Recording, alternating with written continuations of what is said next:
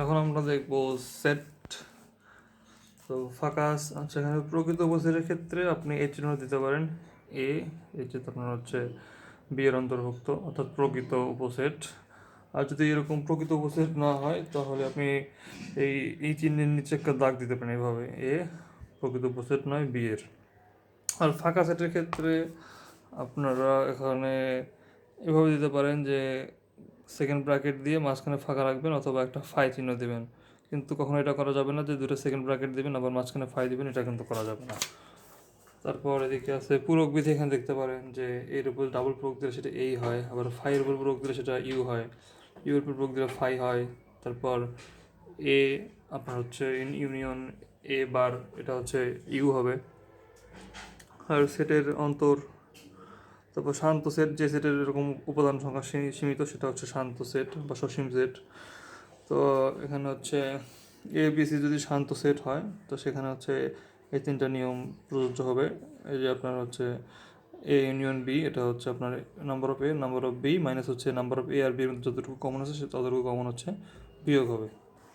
তারপর এখানে দেখেন যে যদি তিনটা থাকে সেক্ষেত্রে কী হবে, তিনটার ক্ষেত্রে আপনার A union B union C হবে। সবার আগে number of A number of B number of C যোগ হবে।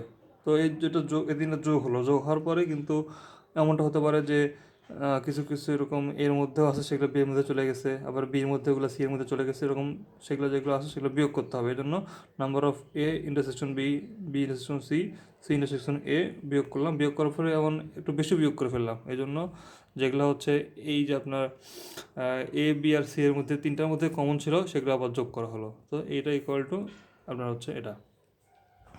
আর এইটা সমান সমান কখনো কখনো ইউনিভার্সাল সেটও হবে, যখন দেখা যাবে যে হচ্ছে এই এ বি সি এর বাইরে আর কোনো উপাদান নাই, তখন এই তিনটা সমান হচ্ছে ইউনিভার্সাল সেট হবে। একটু পরে আমরা দেখবো যে সেটা।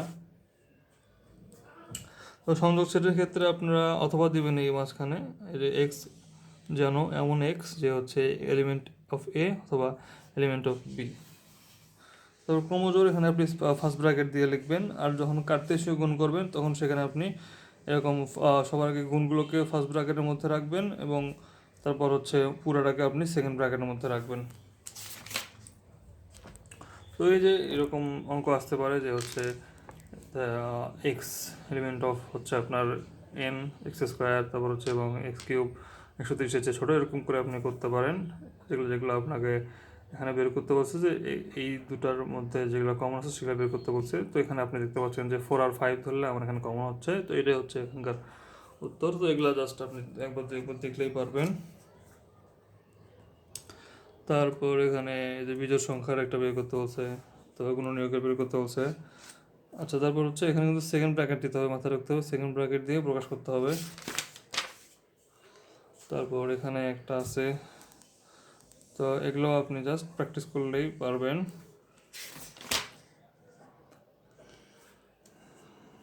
আচ্ছা, তো এখানে বলতে হচ্ছে N number of A intersection B, এখানে যেহেতু তাদের মধ্যে কোনো ইয়ে নাই এজন্য লিখতে হবে 0, অর্থাৎ জিরোটা হচ্ছে তাদের সংখ্যাটা হচ্ছে 0 লিখতে হবে এখানে।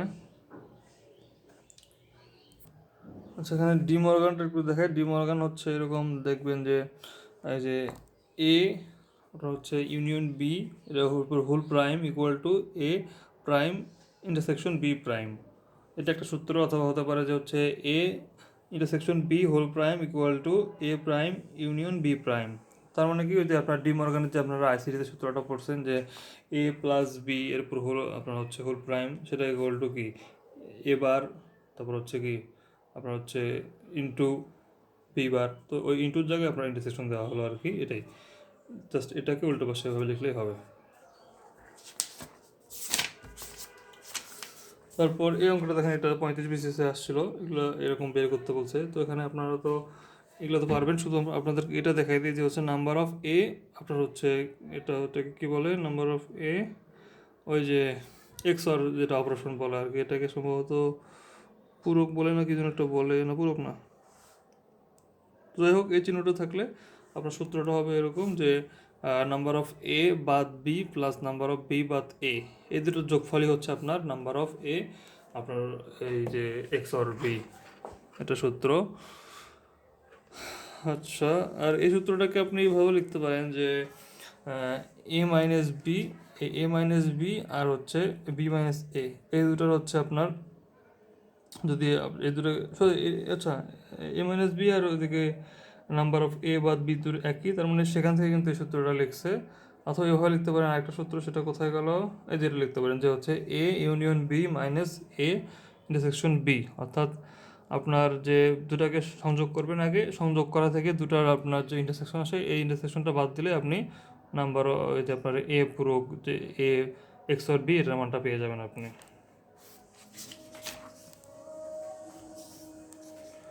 আচ্ছা, এখানে শক্তি সেটের এখানে বের করতে বলছে, তো জাস্ট সবগুলোকে আপনি গুণন করবেন আর কি, পিসি। তো এখানে একটার মধ্যে একটা যদি এরকম থাকে আপনার শক্তি সেটের ক্ষেত্রে আপনার দুটো ব্র্যাকেট দিতে হবে। সবার আগে ওই যেগুলো লিখছেন সেগুলো একটা ব্র্যাকেটে থাকবে, এবং এই সবগুলো যে একটা সেটের মধ্যে আছে এই জন্য আলাদা একটা সেকেন্ড ব্র্যাকেট দিতে হবে, দুটো সেকেন্ড ব্র্যাকেট দিতে হবে।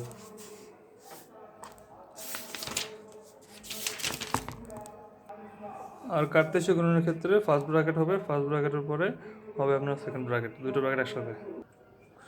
তারপর দেখেন এটা গুণনীয়কের একটা অঙ্ক আসছিল, এটাও ইজি। ওকে, কখনো যদি এরকম থাকে যে হচ্ছে U equal to A union B union C, তার মানে এই ইউটা ইকুয়াল টু এটা, অর্থাৎ কেউ ফেল করেনি অথবা কেউই পাস করেনি, এরকম যদি অঙ্ক থাকে এরকম বুঝে নিতে হবে। এখানে দেখেন সি পূরক মানে কিন্তু সি বাদে যতটুকু আছে সবগুলো, যেমন 2x, তারপর হচ্ছে x+1 x-1 এই সবগুলা, এই জন্য এখানে দিচ্ছে সি পূরক সবগুলা। আর হচ্ছে এখানে বি এর মধ্যে আছে আপনার হচ্ছে x+1 x-1 3 আর 0। তো দেখেন সি পূরক আর বি এর মধ্যে কমন কি আছে, কমন আছে আপনার হচ্ছে x+1 আর x-1, এর জন্য সেটা নেওয়া হলো এখান থেকে। আর এই চিত্রটুকু দেখেন যে হচ্ছে এই যে এমটা যেটা আছে এটা অর্থাৎ এরকম ধরনের কোনো কিছুর সাথে সম্পর্কিত নয়, সেটা হচ্ছে এখানে এম, অর্থাৎ সবাই এরকম পাস করছে কিন্তু কিছু জন সবগুলো সাবজেক্টে ফেল করছে, তো এরকম সংখ্যা হবে আপনার হচ্ছে এম।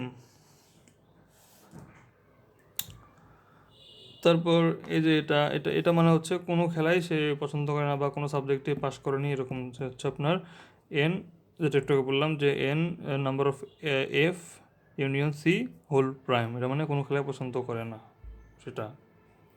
সূত্রটা আমরা একবারে লিখলে এভাবে লিখতে পারি, number of F union C equal to number of F plus number of C minus number of F intersection C plus number of F union C whole prime equal to পুরোটাই।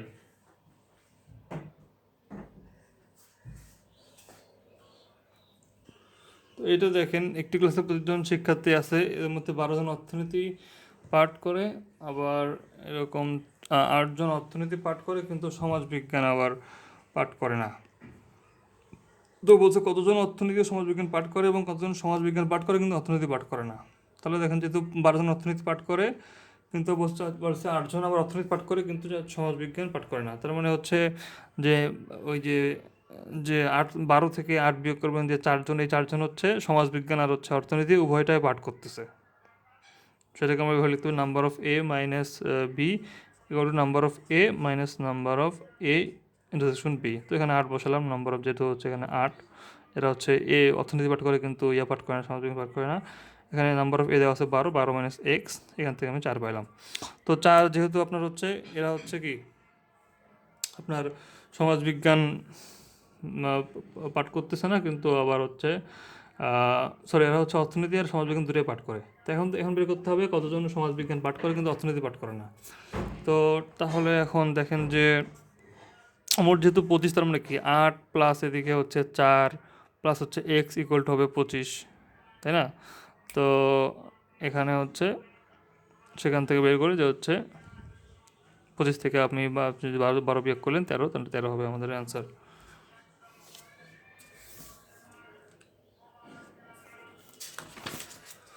তো এই যে দেখেন তিনটা যেগুলো সংখ্যার আছে, তিনটা বিষয়ের আছে, এগুলোর ক্ষেত্রে কি করা যায় দেখেন যে বললো যে এরকম 100 জনের মধ্যে 42 জন হচ্ছে ফ্রেঞ্চ, 30 জন জার্মান, 28 জন স্প্যানিশ, 10 জন ফ্রেঞ্চ আর স্প্যানিশ, আর 8 জন নিয়েছে জার্মান আর স্প্যানিশ। তো 5 জন নিয়েছে জার্মান আর ফ্রান্স, আর 3 জন নিয়েছে হচ্ছে সবগুলাই। আর আপনাকে প্রথমে বের করতে বলছে যে কতজন শিক্ষার্থী ওই 3টি ভাষার একটিও নেয়নি। তার মানে 3টে ভাষার একটাও নেয়নি, তারা হচ্ছে কত, তার মানে এখানে বের করতে বলছে, এখানে হচ্ছে আপনার এম, এই যে এম বের করতে বলছে যে হচ্ছে এই 3টা ভাষার একটাও নেয়নি, তারা কয়জন এখানে আছে। তার মানে এখানে আপনাকে বের করতে হবে যে হচ্ছে 3টা ভাষার অন্তত একটা ভাষা কয়জন নিছে, এটাকে বের করতে হবে। অর্থাৎ নাম্বার অফ আপনার যদি F, number of F union G union S, এটা কত সেটা আপনাকে বের করতে হবে। তো সেটা যখন আপনি বের করবেন, সেখান থেকে আপনি যেটা ইউনিভার্সাল যেটা আছে 100, সব মিলে যেটাই মোট, ওই মোট থেকে অন্তত একটা নিছে এরকম যদি বিয়োগ করেন, তাহলে সেখানে আপনি যে একটাও নেয়নি এরকম কয়টা সেটা বের করতে পারবেন। তো এখানে দেখা যায় হচ্ছে এই একটি ভাষাও নেয়নি এরকম হচ্ছে 20 জন আছে, তার মানে 80 জন অন্তত একটা না একটা ভাষা নিছে, তার মানে 20 জন নেয়নি। আচ্ছা, তারপর হচ্ছে কতজন আচ্ছা, সূত্রটা একটু বলি যে হচ্ছে সূত্রটা কি আপনার,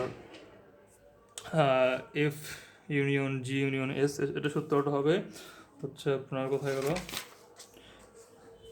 এই যে এই সূত্রটা হবে, এই যে এরকম হবে যে হচ্ছে কিছুটা এরকম, এখানে জাস্ট এগুলো ভাবেন। তো number of F, number of G, number of আমরা এস বের করবো, সেখান থেকে যে 2টা যারা নিছে সেগুলো আমরা বিয়োগ করবো, 2টা বিয়োগ করে আবার 3টায় যারা নিছে যতগুলো আছে সেগুলো আবার যোগ করবো, যোগ করলে আমি এই ইউনিয়নটা পাবো। তো ইউনিয়নটা বের করে আমি জাস্ট ওই মোট থেকে বিয়োগ করলে আমি কোনোটাই কেউ নেয়নি এরকম পাবো আর কি, যতজন নেয়নি।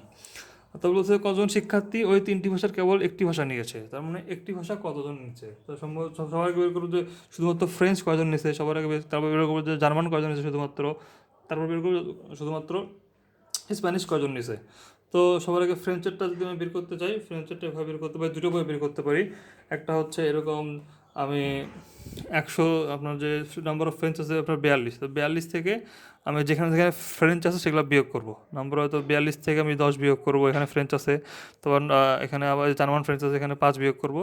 তো 10 মাইনাস, সরি 42 মাইনাস 10 মাইনাস 5, এটা করব। এর সাথে আবার আমি হচ্ছে তারা যে 3জনই মানে যত মানে যতজন 3টা ভাষায় নিছে এই 3টা ভাষা আবার বিয়োগ করব, এই জন্য সরি যোগ করব, যোগ করলে তাহলে এখানে 30 হবে। এভাবে করতে পারেন, অথবা আপনি শুধু বের করতে পারেন। যেমন এখানে দেখি যে হচ্ছে আপনাকে বের করতে হবে যে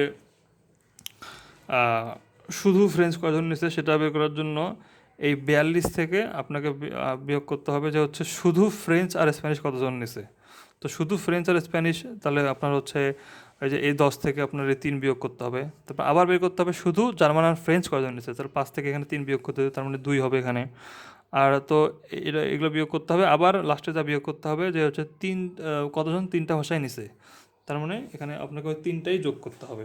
এখানে দেখেন যে 42 মাইনাস 10, সরি এখানে 42 মাইনাস 2 মাইনাস 3 মাইনাস হচ্ছে আপনার 7, তার মানে এটা হচ্ছে আপনার সবগুলো শুধু দিয়ে বের করলাম আমরা, আর আগেরটা শুধু দিয়ে বের করি নাই, শুধু ওই প্রশ্ন থেকে আমরা বের করছিলাম।